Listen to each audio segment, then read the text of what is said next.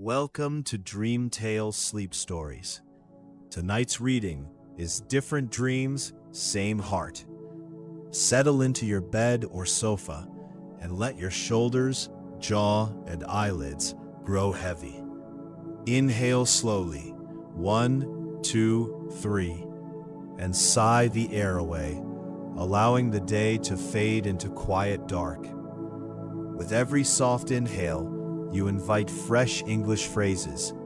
With every gentle exhale, stray thoughts drift farther off. Behind my voice flows a gentle melody, renowned for guiding the mind toward deep relaxation. Keep your eyes closed or follow the captions, whichever feels right. Simply receive the rhythm and resonance of the language. Deep in rest, tonight's phrases will take root like seeds, ready to bloom into stronger English skills with the morning light. When you feel settled, hold that unhurried breath and allow yourself to drift into the tale. Different Dreams, Same Heart begins now. And when the story's final line has faded, the music will linger a little longer, carrying you gently deeper into sleep. Different dreams, same heart. Mia and Zoe were twin sisters who had been born on the same day in the same hospital room, just 12 minutes apart. They looked almost exactly the same, with the same dark brown eyes, the same long black hair, and the same bright smile that could light up any room. People who met them often said, "You two must do everything together." But while Mia and Zoe shared many things, they had discovered that their hearts were pulling them in completely different directions. From the time she was 5 years old, Mia had loved to dance. She would spin around the living room, her arms floating through the air like a bird's wings. When she watched ballet on television, her eyes would fill with wonder. She dreamed of becoming a professional ballet dancer, of performing on great stages in beautiful costumes, of telling stories through movement and music. Every night before bed, she would practice her positions, even though her feet ached and her legs grew tired. Zoe, on the other hand, had fallen in love with science.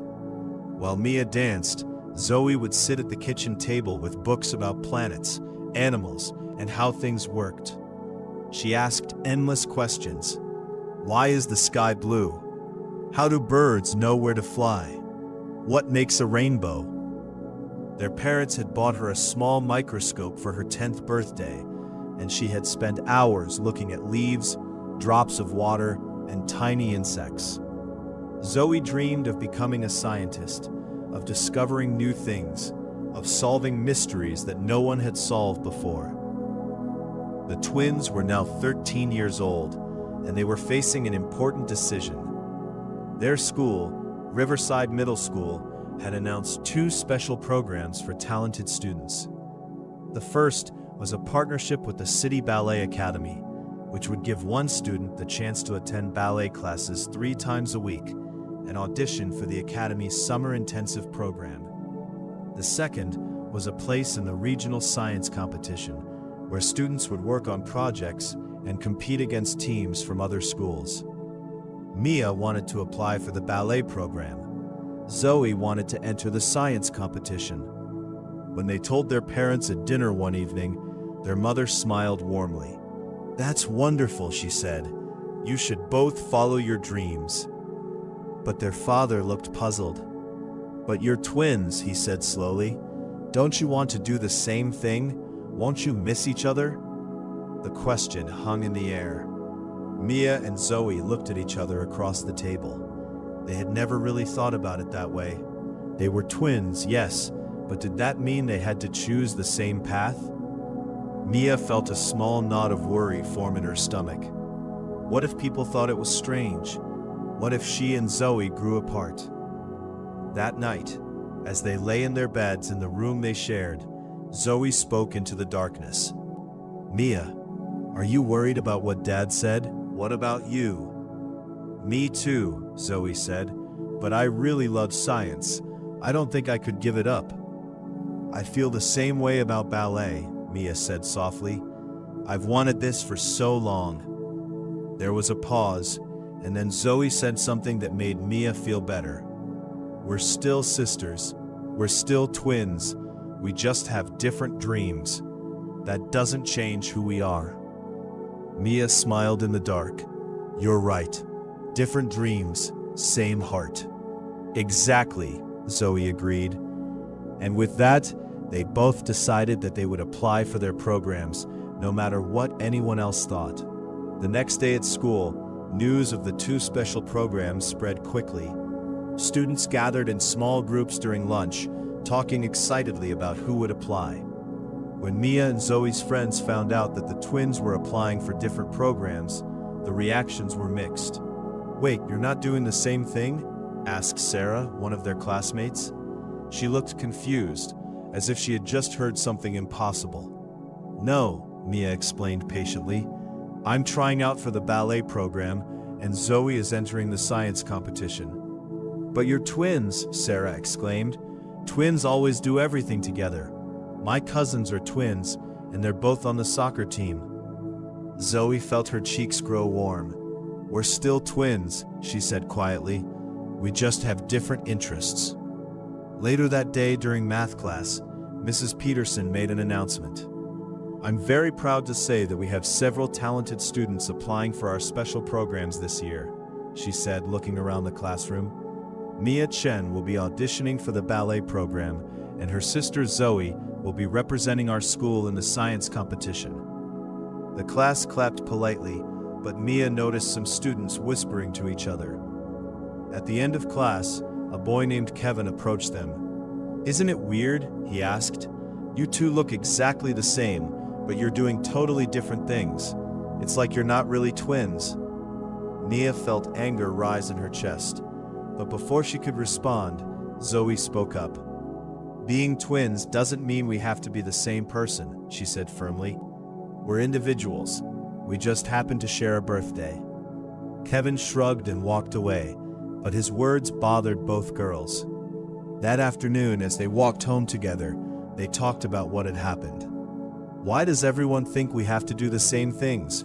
Mia wondered aloud. I don't know, Zoe said. Maybe people just expect it. Maybe they think that because we look the same, we should act the same too. But that's not fair, Mia protested. We're not the same person. We have our own thoughts, our own feelings, our own dreams. I know, Zoe agreed. But maybe we need to show them that being different is okay. Maybe we need to prove that twins can support each other even when they choose different paths. Mia thought about this. You're right, she said. Let's make a promise. No matter what happens, no matter what other people say, we'll support each other's dreams. Deal, Zoe said, and they shook hands. The following week, the applications were due. Mia filled out the ballet program application carefully, writing about why she loved dance and what it meant to her. She described how ballet made her feel free, how it allowed her to express emotions that she sometimes couldn't put into words. She wrote about the hours she had spent practicing, the dedication she was willing to give. Zoe worked just as hard on her science competition proposal. She had decided to investigate how different types of music affected plant growth. She had read that some scientists believed plants responded to sound, and she wanted to test this herself.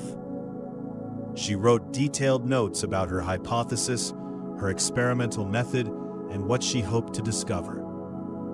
On the day they submitted their applications, Mia felt nervous and excited. She knew that many students had applied for the ballet program, and only one would be chosen. Zoe felt the same way about the science competition, but they had each other, and that made everything feel possible. Good luck, Mia said to her sister. You too, Zoe replied. "Whatever happens, we're in this together." 3 weeks later, Mia received an email that made her heart race. She had been selected to audition for the ballet program. The audition would be held at the City Ballet Academy in 1 month, and she would need to prepare a solo performance of no more than 3 minutes. Mia was thrilled, but she was also terrified. She had danced in her living room and taken classes at a small local studio, but she had never performed a real solo before, and certainly not in front of professional ballet instructors. She knew this was her chance to prove herself, and she couldn't waste it. The next day, she went to see Miss Laura, her ballet teacher at the local studio. Miss Laura was a kind woman in her 50s who had once danced with a professional company. When Mia told her about the audition, Miss Laura's face lit up with joy. "Oh, Mia, this is wonderful," she exclaimed. "I've been waiting for an opportunity like this for you. You have real talent, but you'll need to work very hard. 1 month isn't much time." "I know," Mia said. "I'm ready to do whatever it takes." Miss Laura nodded thoughtfully. "We'll need to choose the right piece for you, something that shows your technical skill, but also your artistic expression. Let me think about this." Over the next few days, Miss Laura selected a piece from a classical ballet called The Sleeping Beauty.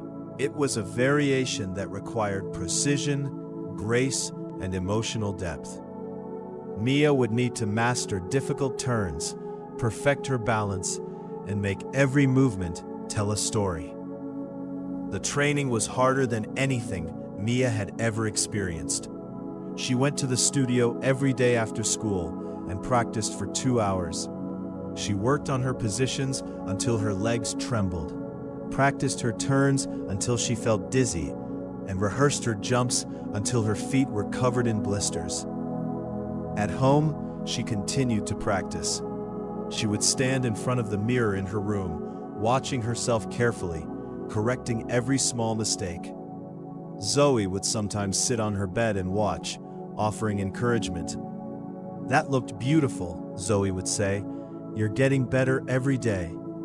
But there were difficult moments too. One evening, about 2 weeks before the audition, Mia was practicing a particularly challenging sequence of turns. She had been working on it for days, but she kept losing her balance. After falling for the 10th time, she sat down on the floor, frustrated tears running down her face. "I can't do it," she said. "I'll never get it right. I'm going to fail at the audition." Zoe put down the science book she had been reading and came to sit beside her sister. "Yes, you can," she said gently. "I've watched you practice, and you're amazing. You're just tired right now. Maybe you need a break." "I don't have time for breaks," Mia said miserably.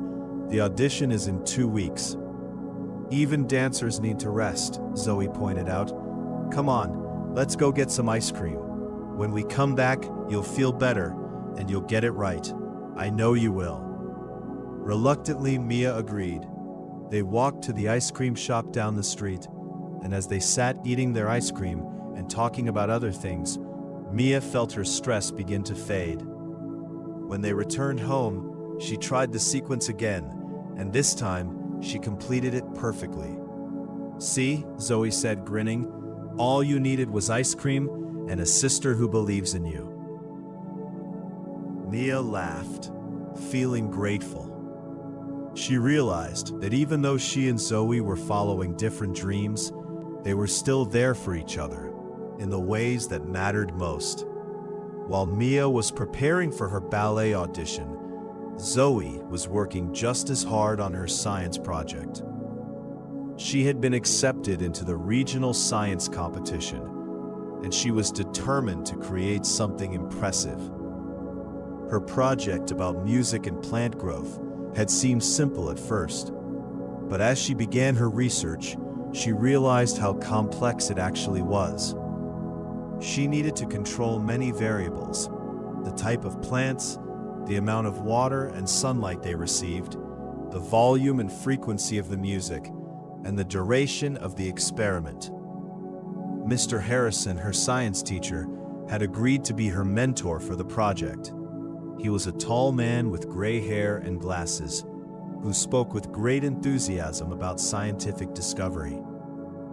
"This is an excellent topic, Zoe," he told her during their first meeting, "but you'll need to be very careful about your methodology. Science is all about precision and careful observation." Zoe set up her experiment in a corner of the school's science lab. She had 12 identical plants, which she divided into 4 groups. The first group would listen to classical music for 1 hour each day. The second group would listen to rock music. The third group would listen to nature sounds. The fourth group, the control group, would grow in silence. Every day after school, while Mia was at ballet practice, Zoe would go to the science lab. She would measure each plant's height, count its leaves, observe its color, and record everything in a detailed notebook. She would play the music for exactly 1 hour, making sure the volume was consistent. She would water each plant with precisely measured amounts of water. It was meticulous work, and sometimes it felt tedious. But Zoe loved it. She loved the careful process of gathering data, the patience required for good science, the thrill of watching her plants grow day by day. However, not everything went smoothly. About 3 weeks into the experiment, Zoe arrived at the lab one morning to discover a problem. 2 of her plants in the rock music group had developed brown spots on their leaves. At first, she panicked, thinking she had done something wrong. But after consulting with Mr. Harrison, she learned that the plants had a fungal infection, probably from too much humidity in the lab. "This is a setback," Mr. Harrison admitted, "but it's also an opportunity. Real scientists face unexpected problems all the time. What matters is how you respond to them." Zoe thought carefully. She couldn't replace the infected plants because that would compromise her data. Instead, she decided to document what had happened and explain in her final report how she had addressed the problem. She treated the plants with an organic fungicide and isolated them slightly from the others to prevent the infection from spreading. She also made another important decision. She started keeping a second notebook, one where she wrote about not just what happened in her experiment, but also what she learned about the process of doing science. She wrote about the importance of patience, about how to handle unexpected problems, about why careful observation mattered so much. One evening, as she was working on her data charts at the kitchen table, Mia came and sat down beside her. Mia's hair was still damp from her shower after ballet practice, and she looked tired but happy. "How's your experiment going?" Mia asked. "It's challenging," Zoe admitted. 2 of my plants got sick, and I'm worried it might affect my results. But Mr. Harrison says that dealing with problems is part of science." "That's like ballet," Mia said thoughtfully. "Miss Laura always says that dancers don't become great by avoiding mistakes. They become great by learning from them." Zoe smiled. "Maybe our dreams aren't so different after all. We're both learning to work hard, to handle problems, and to keep going even when things get difficult." "Different dreams, same lessons," Mia said, and they both laughed. That night, Zoe felt grateful not just for her science project, but for having a sister who understood what it meant to pursue a dream, even when the path wasn't easy. As the days passed, both Mia and Zoe faced moments when they questioned whether they could succeed. The pressure of their dreams began to weigh heavily on them. For Mia, the crisis came 1 week before her audition. Miss Laura had invited a guest instructor, a former principal dancer from a professional company, to watch Mia's performance and offer feedback. Mia had been nervous but excited. She had practiced her routine hundreds of times and felt ready to show what she could do. But when she began to dance in front of the guest instructor, something went wrong. Perhaps it was the nervousness, or perhaps it was simply bad luck. But during a crucial turn sequence, Mia lost her balance. She tried to recover, but she was flustered, and the rest of her performance was shaky and uncertain. When she finished, the guest instructor's face was serious. She gave Mia some technical notes, but then she said something that crushed Mia's spirit. "You have potential, but you're not ready for this level yet. Perhaps you should wait another year before auditioning." Mia felt as if the floor had dropped out from beneath her. She mumbled a thank you and left the studio, her eyes burning with tears. Miss Laura tried to talk to her, but Mia couldn't listen. She just wanted to go home. When she arrived home, she went straight to her room and lay on her bed, crying. All those weeks of practice, all those hours of work, and she wasn't good enough. Maybe she had been foolish to think she could become a ballet dancer. Maybe she should just give up. Meanwhile, Zoe was facing her own crisis. The science competition was in 2 weeks, and she had just finished analyzing her data. The results were disappointing. While her plants had shown some differences in growth, the results weren't statistically significant. In other words, she couldn't prove that music had actually affected the plants. It might have just been random variation. When she showed her results to Mr. Harrison, he looked concerned. "These results are honest, Zoe, and that's what matters in science. But I have to be frank with you. The competition judges will be looking for clear, significant findings. This might not be strong enough to win." Zoe felt her heart sink. She had worked so hard, been so careful, and it wasn't enough. She thought about all the hours she had spent in the lab, all the precise measurements, all the careful observations. Had it all been for nothing? That evening, both sisters sat quietly at the dinner table. Their parents noticed something was wrong. "What's the matter, girls?" their mother asked. Mia spoke first. "The guest instructor said I'm not ready. I'm going to fail the audition." "My science results aren't significant," Zoe added. "I'll embarrass myself at the competition." Their father looked at them seriously. "When you started these projects, did you do them to win or because you loved what you were doing?" "I started because I love ballet," Mia said. "And I love science," Zoe added. "Then that's what matters," their father said. "You've both grown so much. Don't give up now." After dinner, Mia and Zoe went to their room. "I'm scared," Mia admitted. "Me too," Zoe said. "But I don't want to give up. Even if I fail, I want to try." They held hands across their beds, making a silent promise. They would see this through, no matter what happened. The next morning, both Mia and Zoe woke up with new determination. Mia returned to Miss Laura. "I want to keep trying," she said. Miss Laura smiled. "That guest instructor was too harsh. Even professional dancers make mistakes. You have 1 week. We can fix this together." They worked on correcting Mia's balance problem and building her confidence.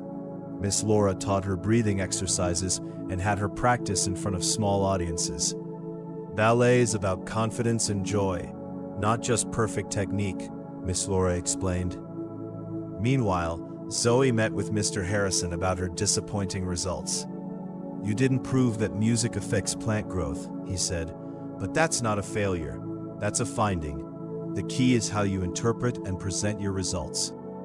He helped her understand that her honest methodology was valuable. Zoe prepared detailed charts and practiced her presentation until she could deliver it confidently. 3 days before Mia's audition, the sisters helped each other prepare. Mia danced while Zoe gave feedback. Zoe practiced her presentation while Mia asked questions.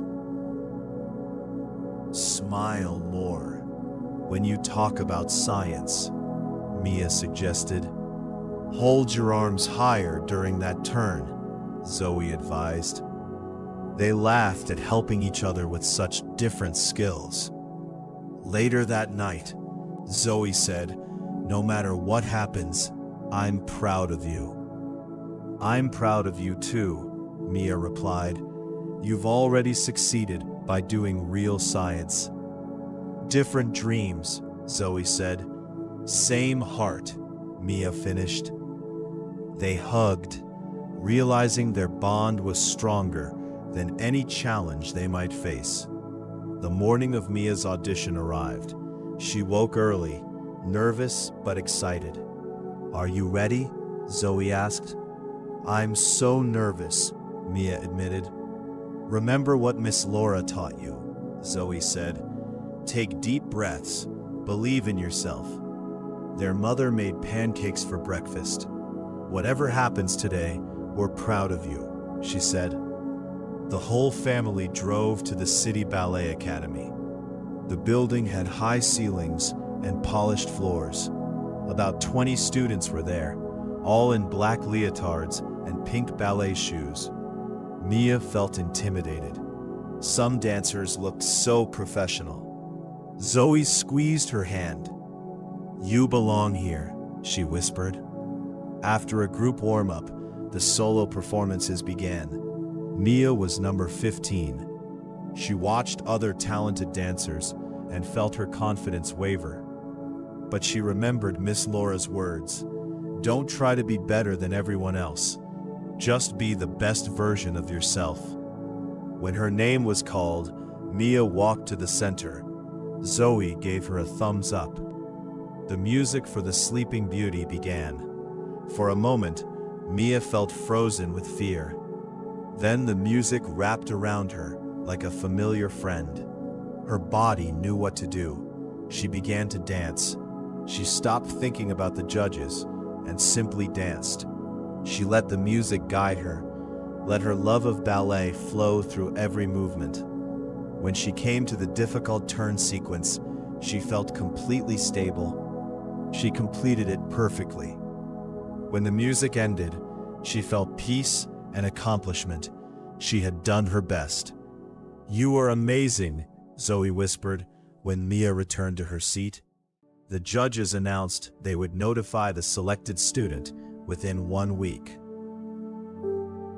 In the car going home, Mia felt relieved and proud. "I danced my best," she told her family. "Whether I get selected or not, I proved to myself that I could do it." That evening, Mia helped Zoe practice her science presentation. "After watching you today, I feel inspired," Zoe said. "You were so brave." They smiled, realizing they were learning the same lessons about courage and believing in themselves. 1 week later, it was Zoe's turn. The regional science competition was at the city's convention center, where dozens of schools had set up projects. Zoe arrived with her family. She had her poster board, notebook, and photos of her plants. Looking at other sophisticated projects, she felt nervous. "You're not trying to have the flashiest project," Mia reminded her. "You're showing good science." The competition had 2 parts.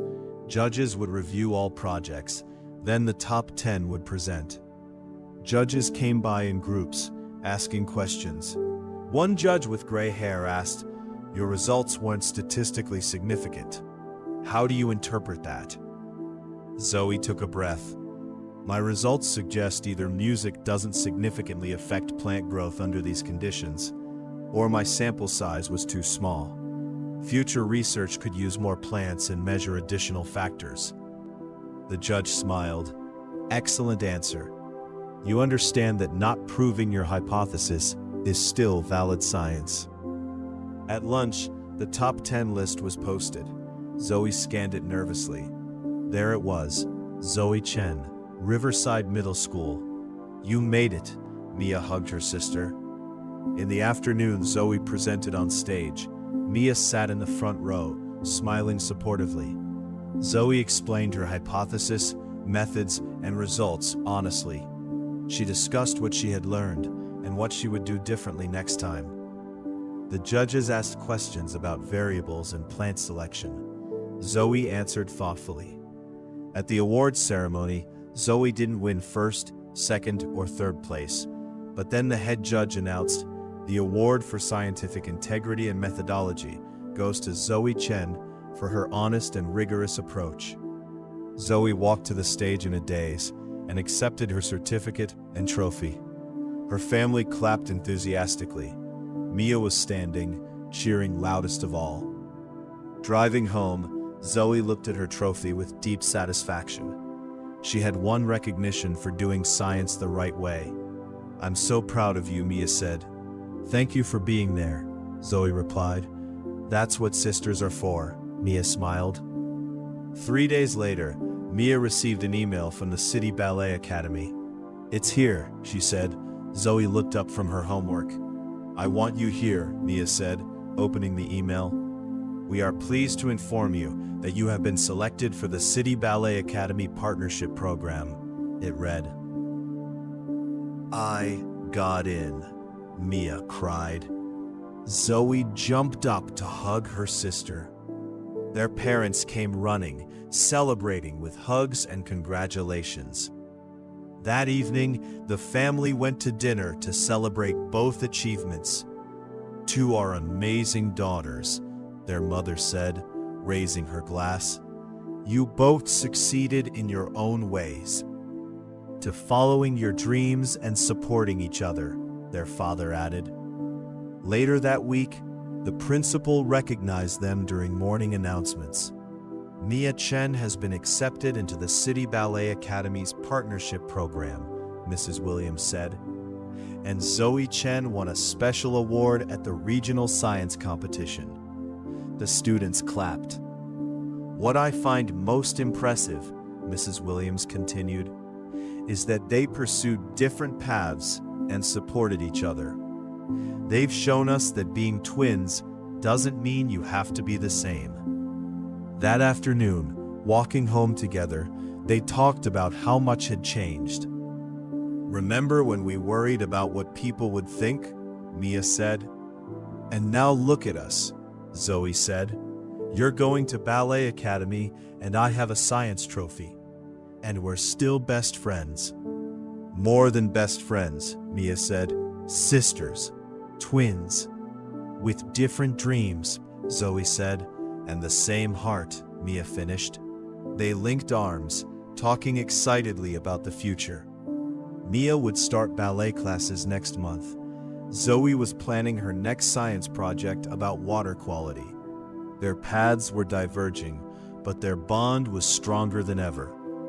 They had learned that being individuals didn't make them less connected. By supporting each other's unique dreams, they had become closer than before.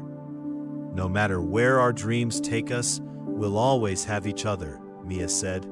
"Always," Zoe agreed. "Different dreams, same heart." That was their story, and it was just beginning.